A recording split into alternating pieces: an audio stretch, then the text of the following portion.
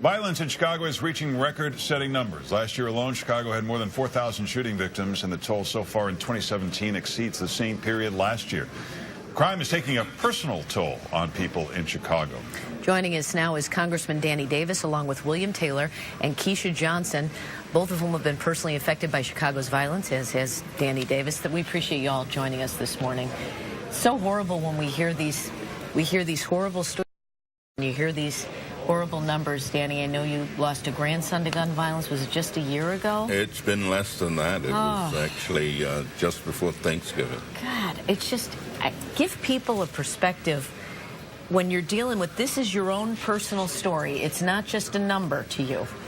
Well, it's unbelievable. As a matter of fact, when I got the call that something had happened to my grandson, I said, well, let me go where he's at. Where is he? And the police commander who was telling me say it's pretty bad.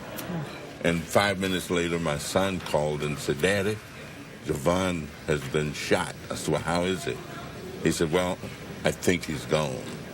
And of course, it took a great while to kind of get a grasp on that, but we've decided to approach it as positively as we can.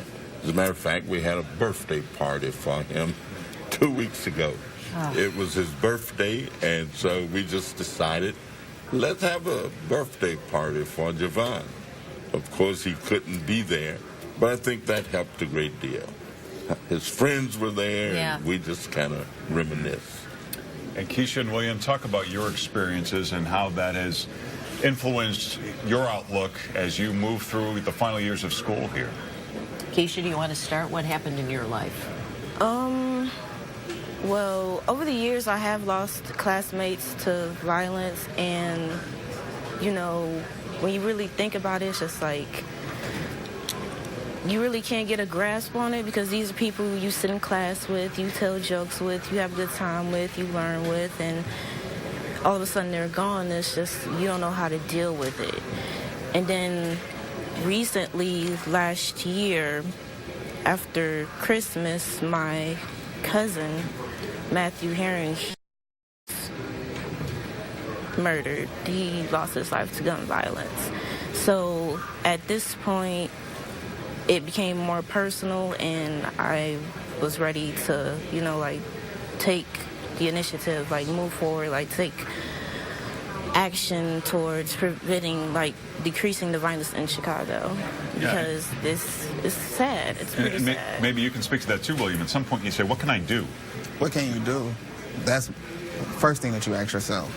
But we also got to look at it through individually, Chicagoans, period, not just as a race problem, not just as being that it's just centralized to one area. As a whole, Chicagoans, we need to come together and try to solve this epidemic of problems that we're having that's plaguing our city. It's violence because people are hurting, people are angry, people are saddened by what they see. Like everybody up here, I've lost somebody. I lost several people. Through the age of 16, I can say I lost more people I can count on my hand, and that's sad to say. That's not nothing that I want to sit here and brag and say, hey, proud of that. That's nothing to be proud of. So William, does it make you angry? Do you, or does it make you think about things that you want to do to improve? It would make me furious. I would be furious. You can challenge our anger into something else. So I challenge that into going to school. Here at East-West University, it's a different type of university. It's not like any other university here in the city of Chicago. So their students have a little bit more freedom to express themselves, to come across ideas what they can do to improve their communities. Because at the end of the day, we're the ones who have to live here. So, Congressman, people talk about a mix of solutions, whether it's stronger sentences for gun crimes or whether it's better education or enticing companies to locate in Illinois. What have you done as a representative to maybe push the needle in that direction on any of those fronts? Well, it actually becomes a matter of what have we not done.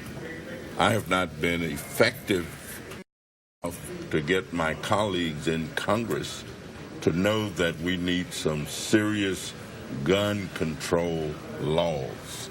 There is no reason that any person that you walk in the streets and meet would have a gun in their pocket if they wanted to, or in their back, or wherever they have it.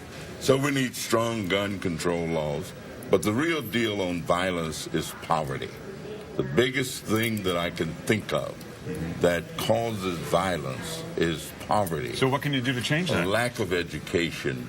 Why would companies want to locate in Illinois with the taxes as high as Well, they are? you know, Illinois got a lot of assets as well as a lot of problems. And companies, fortunately, are continuing to come to Illinois each and every day.